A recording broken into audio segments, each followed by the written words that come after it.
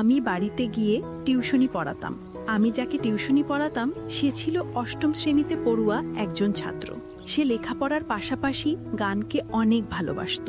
আমি তাকে সন্ধ্যা ৭টা থেকে রাত ৮টা পর্যন্ত লেখাপড়া শিখাতাম। তার বাড়ি আমার বাড়ির পাশেই ছিল। একদিন টিউশনি শেষ করে যখন বাড়িতে ফিরতে যাব, ঠিক তখনই শুরু হলো প্রচুর ঝড় বৃষ্টি।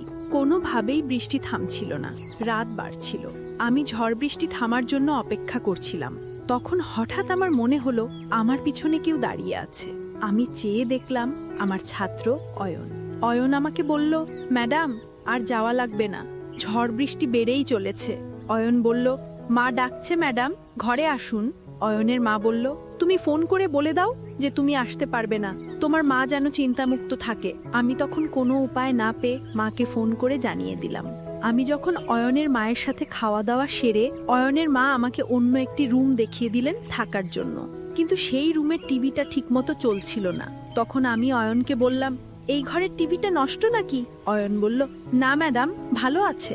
তাহলে টিভিটা অন করে দাও। তারপর টিভিটা অন করে অয়ন তার ঘরে চলে গেল। আমিও কিছুক্ষণ টিভি দেখতে দেখতে কখন যে রুমের দরজা খোলা রেখে ঘুমিয়ে গেলাম আমি তা বলতেই পারবো না। আর সেদিনই তো বন্ধুরা, এবার পুরো ঘটনাটি বলি। আমার নাম সেলিনা। কয়েক মাস আগেই আমার বাবা মারা গেছেন। বর্তমানে আমার সঙ্গে শুধুমাত্র আমার মাই থাকেন। আমার পড়াশোনা শেষ হয়েছে। আমরা একটা মধ্যবিত্ত পরিবারে থাকতাম, কিন্তু বাবার চিকিৎসার জন্য আমাদের অনেক টাকা খরচ হয়ে যায়। তারপরেও তাকে বাঁচানো যায়নি। বাবা মারা যাওয়ার পর আমাদের পরিবারের আর্থিক অবস্থা খুবই খারাপ হয়ে যায়। আমার মা প্রায়শই অসুস্থ থাকতেন এবং এখন তিনি আর আগের মতো লোকের বাড়িতে কাজ করতে পারতেন না। তাই এই পরিবার চালানোর জন্য আমাকেই কিছু একটা করতে হতো। আমি ঠিক বুঝতে পারছিলাম না যে আমি কি করব। পরিবারের অবস্থা দিন দিন খারাপের দিকে যাচ্ছিল। মায়ের ওষুধের জন্য নিয়মিত টাকার প্রয়োজন ছিল, কিন্তু কোনো উপায় খুঁজে পাচ্ছিলাম না। অবশেষে আর্থিক অবস্থার কারণে আমি বাধ্য হয়ে স্কুল ছাত্রদের টিউশনি পড়ানোর সিদ্ধান্ত নিলাম। আমাদের এলাকাটি ছোট হওয়ায় আমি কারো বাড়িতে গৃহকর্মী বা এই জাতীয় কোনো কাজ পাচ্ছিলাম না। আমি এমন একটি কাজের সন্ধান করছিলাম যেখানে নারীদের জন্য কাজের পরিবেশ নিরাপদ, কিন্তু আশেপাশে এমন কোনো সুযোগ ছিল না। বেশিরভাগ জায়গাতেই পুরুষদের প্রাধান্য ছিল। আমার মা চাইতেন না যে আমি ঘরের বাইরে গিয়ে কোনো চাকরি করি। তিনি বলতেন, আমরা না খেয়ে মরে যাব, কিন্তু তোর ঘরের বাইরে যাবার কোনো দরকার নেই। তার কথা শুনে আমি কিছুদিন চুপচাপ ঘরে বসেছিলাম, কিন্তু বাড়ির করুণ অবস্থা আর সময় মতো মায়ের ওষুধ জোগাড় করতে না পারার কষ্ট, এই সবকিছু আমাকে মানসিকভাবে দুর্বল করে দিচ্ছিল। বাবা মারা যাওয়ার সাথে সাথে আমাদের জীবন থেকে সুখ শান্তি যেন হারিয়ে গিয়েছিল। আমাদের এলাকার মানুষগুলো আমাদের মতোই সাধারণ আয়ের ছিল। আমি কাছাকাছি ছেলে মেয়েদের টিউশনি বাড়াতে চেয়েছিলাম, কিন্তু এখান থেকে যে পারিশ্রমিক পেতাম তা দিয়ে আমাদের সংসার চালানো সম্ভব ছিল না। আমাদের খরচ ক্রমশ বাড়ছিল। তখন আমার এক বান্ধবী আমাকে পরামর্শ দিল, তুই বাড়ি বাড়ি গিয়ে হোম টিউশনি পড়াচ্ছিস না কেন? অন্যের বাড়িতে গিয়ে বাচ্চাদের পড়ালে তুই আরো বেশি টাকা পাবি। সে আরো বলল, আজকের পরিস্থিতিতে বেশিরভাগ অভিভাবক তাদের সন্তানদের বাড়িতে রেখেই পড়াতে চান। এই কারণে তারা একজন ভালো শিক্ষককে বাড়িতে আসার জন্য বেশি টাকা দিতেও রাজি থাকেন। এই বিষয়ে আরো খোঁজ খবর নিয়ে আমি বাড়িতে গিয়ে পড়ানোর জন্য মনস্থির করলাম। প্রথমে আমার মা আমাকে বাড়ি থেকে বের হতে দিতে চাইছিলেন না, কিন্তু আমাদের খাবারের প্রয়োজনের কথা ভেবে অনেক বোঝানোর পর তিনিও রাজি হলেন। আমি আমার পরিচিত কয়েকজনকে জানিয়ে রাখলাম যে কারো যদি হোম টিউশনি করানোর জন্য শিক্ষকের প্রয়োজন হয় তবে তারা যেন আমার সাথে যোগাযোগ করে। শীঘ্রই আমি এই প্রস্তাবের একটি ভালো ফলাফল পেলাম যখন একটি সচ্ছল পরিবার থেকে টিউশনি প্রস্তাব এলো। শুরুতে আমি জানতাম না তাদের সামনে আমি নিজের পরিস্থিতি কিভাবে তুলে ধরব। আমি শুধু বলেছিলাম আমি আমার বাড়ির একমাত্র উপার্জনক্ষম ব্যক্তি এবং বাবার মৃত্যুর পর আমি এই পড়ানোর সিদ্ধান্ত নিয়েছি। আমার অর্থের খুব প্রয়োজন, কিন্তু আমি আপনাদের সন্তানকে খুব ভালোভাবে পড়াবো। আপনারা আমার চেয়ে ভালো শিক্ষক সহজে খুঁজে পাবেন না। সম্ভবত এটা আমার একটা ভুল ছিল যে আমি আমার দুর্বলতার কথা শুরুতেই তাদের বলেছিলাম। আমার টিউশনি শুরু হলো। আমি দুপুর 2টা থেকে রাত 8টা পর্যন্ত বিভিন্ন বাড়িতে গিয়ে বাচ্চাদের পড়াতাম। আমি মোট 7টি বাড়িতে 1 ঘন্টা করে টিউশনি করতাম।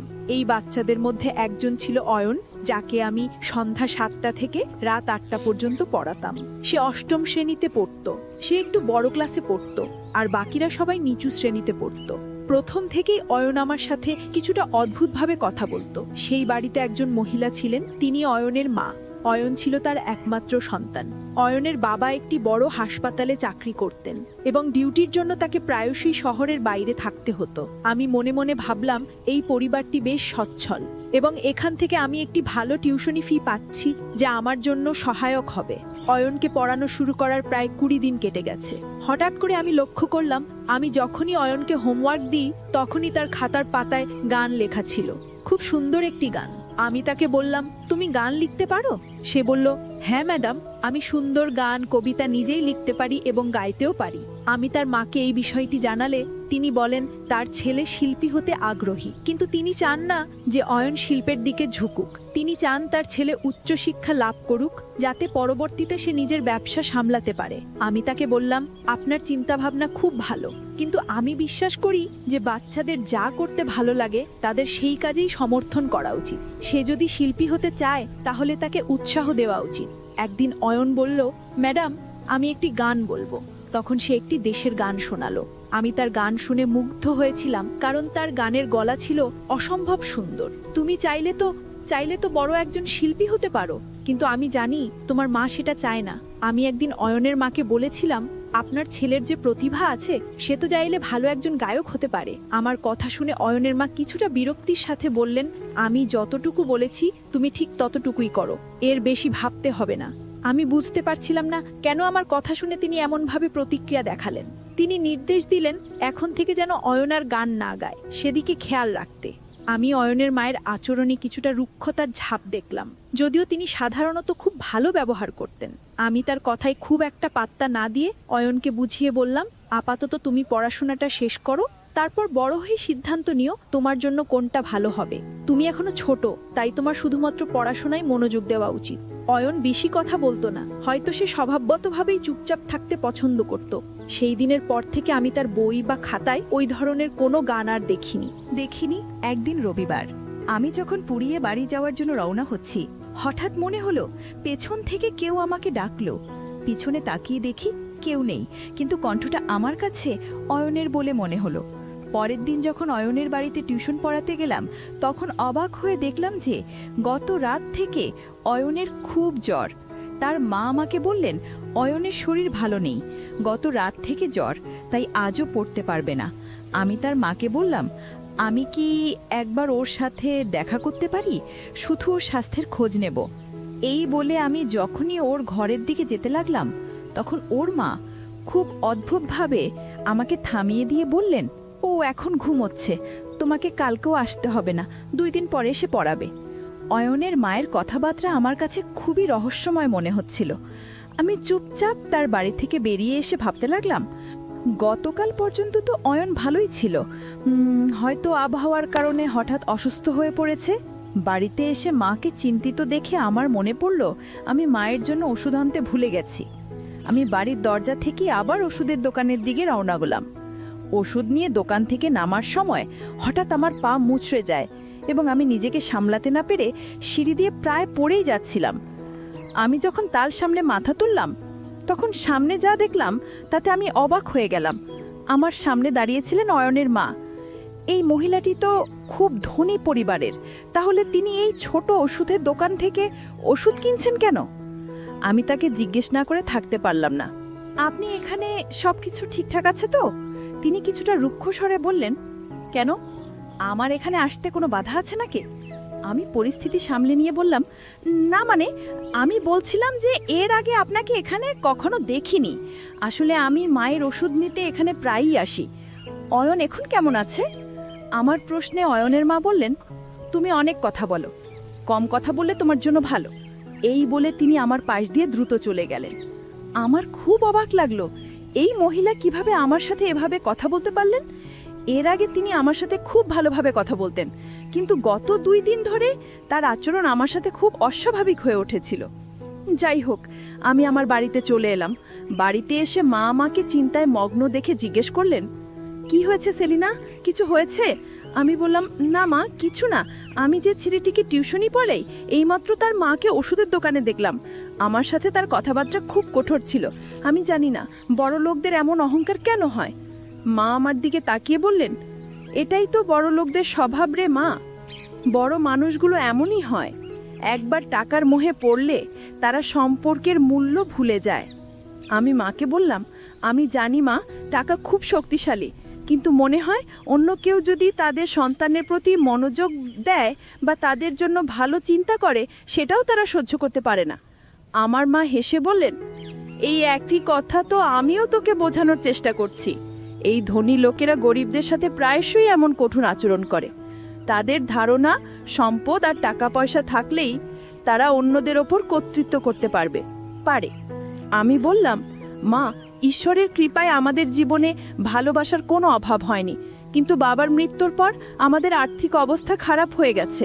তবুও ঈশ্বর আমাদের সম্পর্কগুলোকে সম্মান করতে শিখিয়েছেন। মা হেসে বললেন, ঠিক আছে, এখন বিশ্রাম কর, আমি তোর জন্য খাবার নিয়ে আসছি, তুই নিশ্চয়ই ক্লান্ত। এভাবেই সময় কাটছিল। শনিবার যখন আমি অয়নকে পড়াতে গেলাম, দেখলাম তার পড়ার প্রতি কোনো মনোযোগ নেই। আমি কিছুটা কঠোর স্বরে বললাম, কি করছো তুমি? পড়ালেখায় মন নেই কেন? আমি তোমাকে এতক্ষণ ধরে একই প্রশ্ন করছি, আর তুমি আমার কোনো প্রশ্নের উত্তর দিচ্ছ না কেন? অয়ন নিচু স্বরে বলল, ম্যাডাম, আমি কোনো উত্তর দিলে কি আপনি বিশ্বাস করবেন? কিন্তু সেটা বলা আমার জন্য ঠিক হবে না। আমি অয়নকে বললাম, অয়ন, তোমার কথার মানে কি? আর তুমি এত ঘুরিয়ে কথা বলছো কেন? তুমি শুধু পড়ালেখায় মনোযোগ দাও। তুমি কি বলছো আমি কিছুই বুঝতে পারছি না। যা বলার আমাকে সহজ ভাষায় বলো। তখন অয়ন আমাকে বলল, আমি আপনাকে কিছুই বলতে চাই না, আজকের জন্য এটুকুই যথেষ্ট। আমি ক্লান্ত ম্যাম, বাকি পড়া কাল শেষ করব। আমি বললাম, অয়ন, কিন্তু তোমার বাড়ির পড়া এখনো শেষ হয়নি। তাতে অয়ন দৃঢ় স্বরে বলল, আমি তো আপনাকে বলছি আজকের জন্য এটুকুই যথেষ্ট। আপনি আমার সাথে এত তর্ক করছেন কেন? আমি বললাম, যাই হোক না কেন, আমি তোমার শিক্ষক, আর একজন শিক্ষক মায়ের মতো হয়। তুমি আমার সাথে এভাবে কথা বলতে পারো না, এতে আমার খারাপ লাগে। এতে অয়ন আমার দিকে এক অদ্ভুত দৃষ্টিতে তাকিয়ে বলল, সাবধান, আমি আপনাকে সম্মান করি, তার মানে এই নয় যে আপনি আমার মায়ের মতো। আমার মা হবার চেষ্টা করবেন না, কারণ আপনি কখনোই আমার মায়ের জায়গা নিতে পারবেন না। আমি বিস্ময়ে অয়নের দিকে তাকালাম। তার চোখ এবং কথার মধ্যে কোনো মিল খুঁজে পেলাম না। আমি চুপ হয়ে গেলাম এবং আমার ব্যাগ নিয়ে সেখান থেকে চলে যাওয়ার জন্য প্রস্তুত হলাম। তখন হঠাৎ আমি অয়নের মায়ের মুখোমুখি হলাম। আমি তাকে নমস্কার জানালাম এবং তিনি আমার নমস্কারের জবাব দিয়ে বললেন, এই নিন আপনার 1 মাসের অগ্রিম টিউশনির টাকা, আর আগামীকাল এখানে আসবেন না, আমাদের কোথাও যেতে হবে, পরশু আসবেন।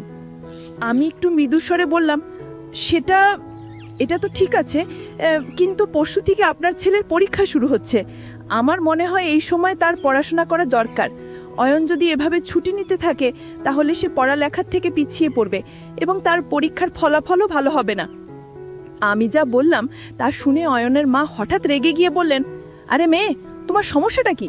আমার ছেলে তোমার কাছে ডাক্তারি পড়ছে যে একদিন ছুটি নিলে তার কোনো ক্ষতি হয়ে যাবে? সে এখনো ছোট একটা ক্লাসে পড়ে, এটা তার জন্য বড় কোনো সমস্যা নয়। তোমাকে ওর লেখাপড়া নিয়ে এত গভীরভাবে চিন্তা করার দরকার নেই। অয়নের মায়ের কথা শুনে আমি লজ্জিত হলাম। এই মহিলা এত কঠোরভাবে কথা বলেন। অয়নের মা আমাকে সেখানে দাঁড় করিয়ে রেখে ভিতরে চলে গেলেন। সারাটা পথ আমি ভাবতে ভাবতে এলাম যে ভবিষ্যতে আমি ধনী ব্যক্তিদের কোনো বিষয়ে পরামর্শ দিতে যাব না। অয়ন যদি পরীক্ষায় খারাপ ফল করে তাতে আমার কি? কিন্তু আমার আফসোস হচ্ছিল যে অয়ন খুব বুদ্ধিমান একটি ছেলে এবং তার দিকে একটু মনোযোগ দিলেই সে অনেক ভালো করতে পারত। যখন আমি সামনে হাঁটতে লাগলাম, হঠাৎ আবার মনে হলো কেউ আমাকে ডাকছে। রিকশায় বসতে যাব এমন সময় আবার মনে হলো কেউ ডাকলো। এই ডাকে আমার মনের ভেতরটা কেঁপে উঠল। আমি রিকশা থামিয়ে এদিক ওদিক তাকালাম, কিন্তু কাউকে দেখতে পেলাম না। কেন জানি বারবার মনে হচ্ছিল কেউ আমাকে অনুসরণ করছে। এবং এই ঘটনাটা তখনই ঘটতো যখন আমি অয়নের বাড়ি থেকে বের হতাম। হয়তো আমার মা বাড়িতে আমার জন্য অপেক্ষা করছিলেন এবং রাত হয়ে যাওয়ায় আমার এমনটা মনে হচ্ছিল, কিন্তু আমার মন শান্ত হচ্ছিল না। এভাবেই আমার জীবন চলছিল। হঠাৎ আমার জীবনে এমন একটা ঝড় এলো যা আমি কখনো কল্পনা করিনি। পরের দিন যখন আমি অয়নের বাড়িতে গেলাম, সেখানে একজনকে বসে থাকতে দেখে আমি কিছুটা থমকে গেলাম। লোকটা আমার দিকে খুব অদ্ভুতভাবে তাকাচ্ছিল। আমি আগে তাকে কখনো দেখিনি। আমাকে চিন্তিত দেখে অয়ন আমাকে বলল, ম্যাডাম, ইনি আমার বাবা। তিনি বেশিরভাগ সময় হাসপাতালের জন্য অন্য শহরে থাকেন। এই কথা শুনে আমি কিছুটা স্বস্তি পেলাম। আমি অয়নকে পড়াচ্ছিলাম, এমন সময় হঠাৎ ওই লোকটি ঘরে প্রবেশ করে আমাকে বললেন, হ্যালো, আমার ছেলে আপনার কথা ঠিকঠাক শোনে তো? আমি ওর প্রোগ্রেস রিপোর্ট দেখেছি, ওর নম্বর বেশ ভালো। আপনি সত্যি আমার সন্তানকে খুব ভালোভাবে পড়াচ্ছেন। আপনাকে ফি দিয়ে আমাদের অর্থ সঠিক কাজেই ব্যয় হচ্ছে। লোকটির কথার জবাবে আমি বললাম, হ্যাঁ আপনি ঠিক বলেছেন, আমি আমার দায়িত্ব পালন করার জন্যই পারিশ্রমিক নেই। কিছুক্ষণের মধ্যেই অয়নের মা ঘরের ভিতরে এলেন। যাই হোক, পরের দিন আমি অয়নকে তাদের বাড়িতে পড়াতে গেলাম। তারপর যখন আমি ফিরব, ঠিক তখনই প্রচুর ঝড় বৃষ্টি শুরু হতে লাগলো। বাইরে প্রচুর বৃষ্টি হচ্ছে। আমি কোনোভাবেই বাড়িতে যেতে পারছিলাম না। আমি অপেক্ষা করছিলাম কখন বৃষ্টি থামবে, কিন্তু কোনোভাবেই বৃষ্টি থামছে না। তারপর হঠাৎ পেছন দিকে তাকিয়ে দেখলাম অয়ন দাঁড়িয়ে আছে। অয়ন বলল, ম্যাডাম, আজ মনে হয় বৃষ্টি থামবে না। প্রচুর ঝড় বৃষ্টি হচ্ছে, আকাশের অবস্থা ভালো না।